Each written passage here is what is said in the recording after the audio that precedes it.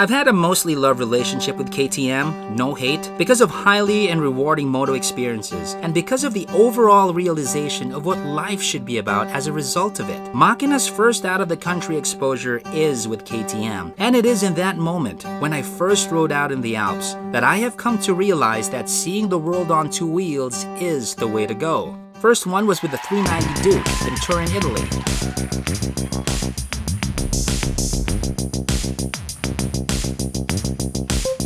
Second one was in the Canary Islands for the Scalpel 790 Duke.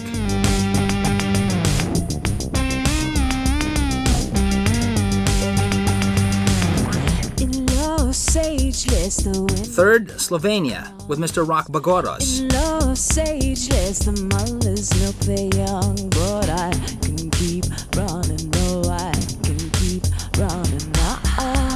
Fourth, in Morocco, where I experienced my first spill on cam in the Sahara Desert.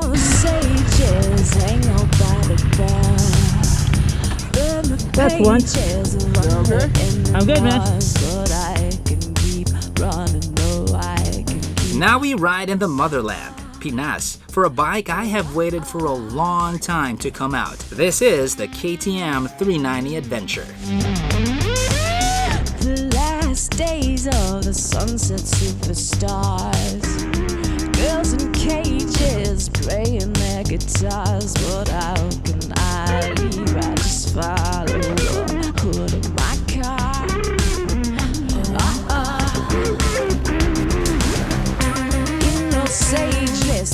The 390 Adventure has a decent and very usable 43 HP coming from a 373cc engine, same as the 390 Duke, partnered with 27.3 feet-pounds of torque. Coming with the Adventure package is cornering ABS that is street and off-road switchable. It's got lean angle traction control, a slipper clutch, optional quick shifter, and ride-by-wire throttle. Wheels are cast aluminum hoops, 19s in the front and 17s in the back. Also, the suspension travel is lower than other KTM bikes at 6.7 inches in the front and 6.9 inches in the back, mated with a ground clearance measurement of 7.8 inches.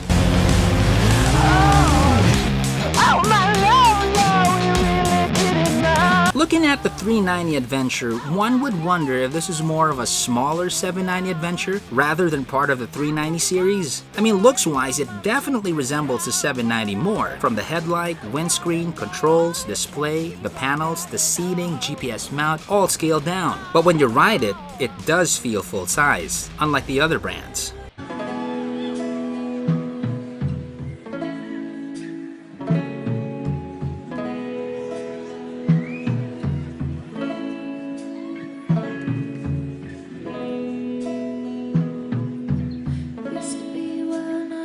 There you have it, ladies and gentlemen, the 390 Adventure. Finally, it is here. Just a little backstory here. As early as 2017, I've been asking the guys over at KTM headquarters if they were going to come out with a 390 Adventure. During that time, they were like, we're not really sure, Zach. We don't really know. That was in Italy. Now, the reason why I was asking about this as early as 2017 was because in 2016, in Motobuilds Pilipinas, there was this guy who entered a bike. It was a KTM 390, the older model, and he turned it into an adventure bike. He tricked it out, and that got a lot of people talking. It was burning everybody's brains, you know, a mid-sized adventure bike. So it looked really cool. I just don't have a picture of it at this point, but that got me all excited. And now, fast forward 2020, it's here in front of us. Okay, so now let's talk about what they did here from the 390 Duke. Let's go a bit closer here. So basically what they did here was they delved into the main architecture of the 390 Duke in terms of the frame, the swing arm, the power plant, including the airbox and the exhaust. The frame was slightly adapted in terms of the steering angle, so that's different from the 390 Duke. Now the swing arm was also modified to accommodate the bigger tires. So that's what they did in that aspect.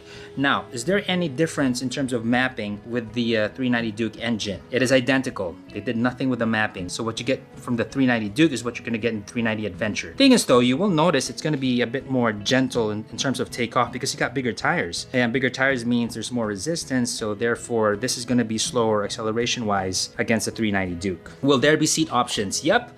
There's going to be a one-unit seat in rally design without steps. So that's going to be pretty straight. There's of course the ergonomic seat, and there's gonna be a lowering suspension kit to further lower the seat by about 25 mm. So if you got tiptoe issues with the bike, you got those options right there.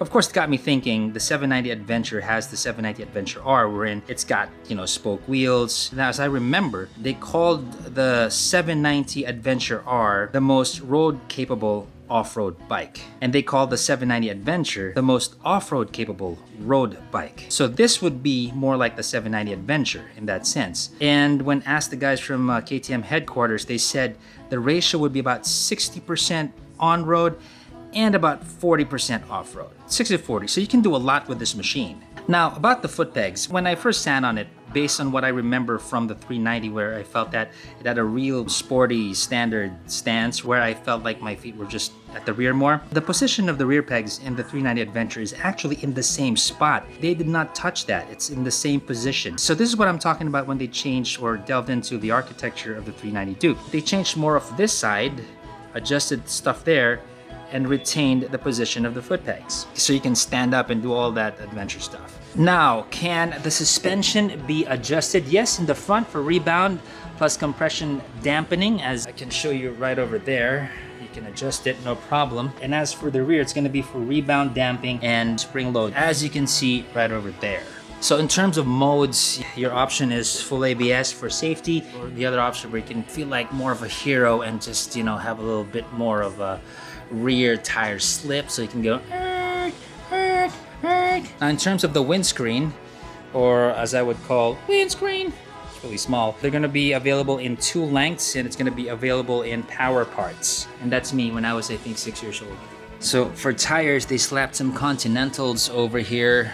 Continentals, narrow profile, LED for the taillight, headlight, it's LED all the way, LED. Now talking about quality of the switches and everything, it's primo, you know. KTM didn't scrimp on that. You can tell again with the plastics and what kind, not the cheap see-through that's gonna turn pink in the future type of plastic. Pretty okay. The casing of the switches is a bit on the regular, but that's all right. Grips are also awesome. And one of the things that I appreciate about KTM bikes, they pay attention to detail. They put the boot on the stem of the side view mirror. The whole look is just great. Build quality is as KTM as can be. If you need to charge your gadgets, you got a little lighter socket here for 12 volts, so you can charge your GPS, your phone, and what have you. Already comes with a skid plate, which is a great thing. Trademark KTM frame over there. Engine, unmistakable KTM. Right?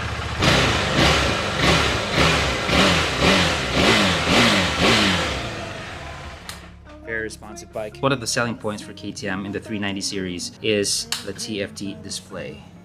Ready to race? There you go. It's just one of the best TFT displays out there. They're one of the companies that brought it down to their smaller displacement bikes. So I think that's a brilliant move. Just to go through everything here, easy peasy. You got your controls, basic up, down, this is back, this is set. It's a side stand that just put that out of the way, so it's not distracting us. So what I like about this is it's got data on your trip, right? So this one we did about 635.5 kilometers, spent about 24.9 kilometers to a liter, speed average 73 kilometers, trip time about 8 hours. That's pretty nifty. So under ABS, you got 2 options, which is road and off-road. You can hit Bluetooth, so you can hook up your phone, which is one of the things that KTM has been proud of since the 390 already. You can sort out your display theme, your clock date, all that stuff is under settings. Personalize this to what makes sense to you more. So it's not complicated at all. It's very easy to understand. Again, KTM is all about the motorcycle, you, and the ride. It's not gonna get you lost in too much tech gibberish, right? Very straight up, very easy to do. Now, if there was something that I wish KTM would do, if we're talking about room for improvement, and I'm not talking about just KTM, I'm talking about everybody in the motorcycle industry that has this, which is a lot of controls going on here, a lot of things that you can set on the fly when you're riding.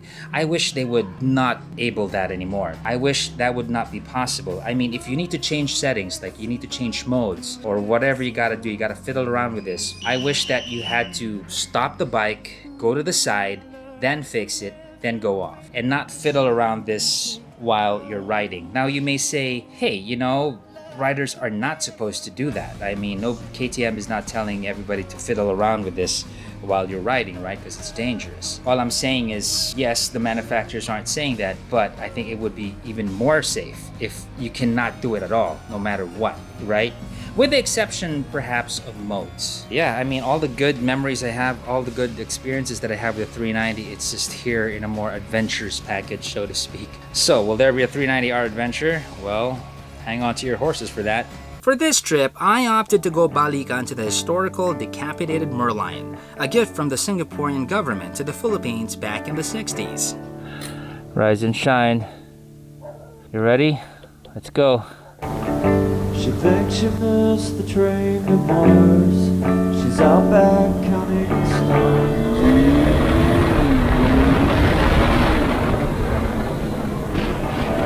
She thinks she missed the train to Mars. She's out back counting stars.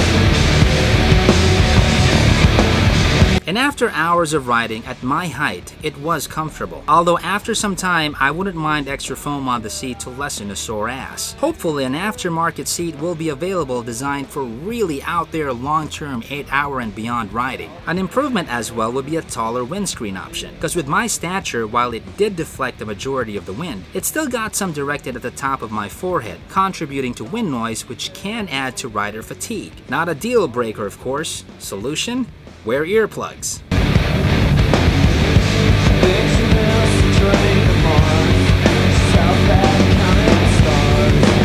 The adventure.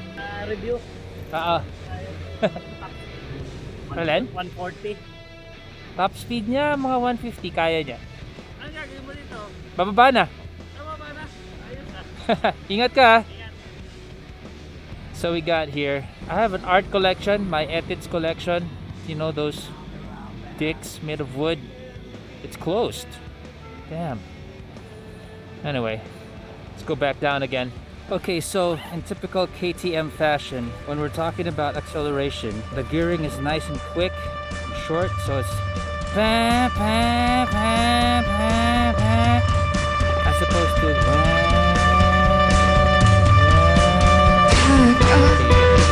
I'm strong.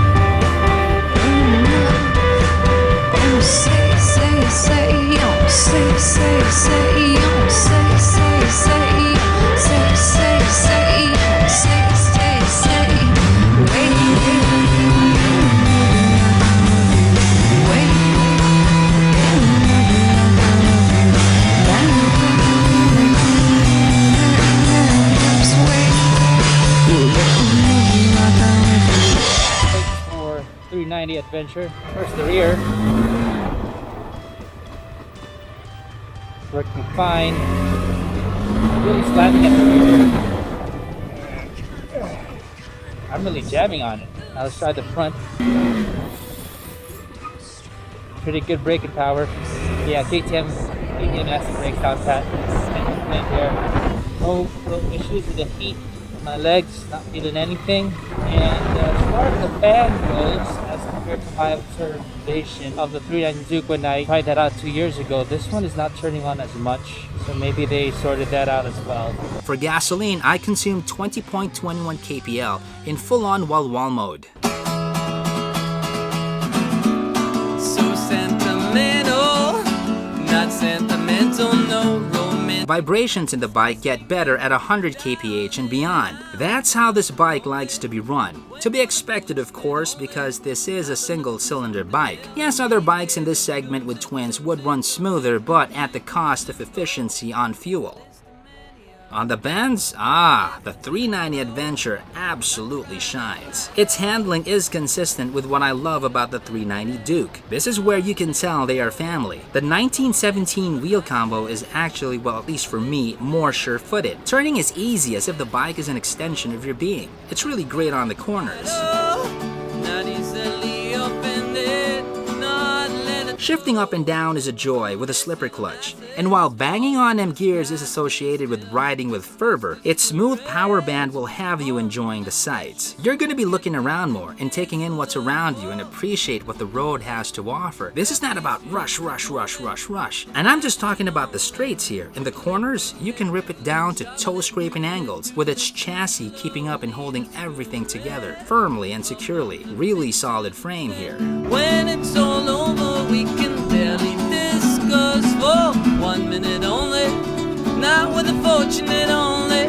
Though I gotta be someone else. These days it comes, it comes, it comes, it comes, it comes and goes. In bad traffic, let's try to go to a tighter spot here and see how we do. It's manageable, it's not that tiring because the handlebars are nice and wide, so I got very good leverage.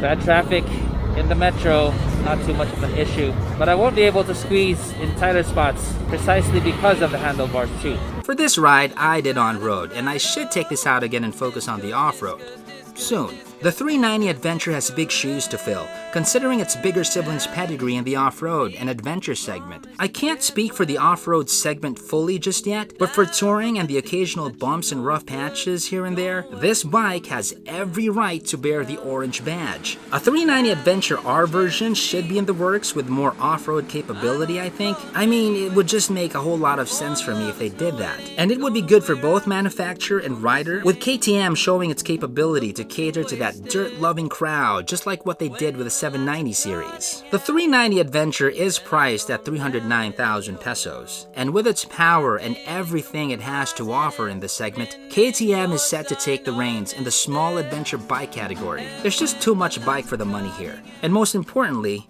it is made in the Philippines. Something to be proud about. This is Zach from Maki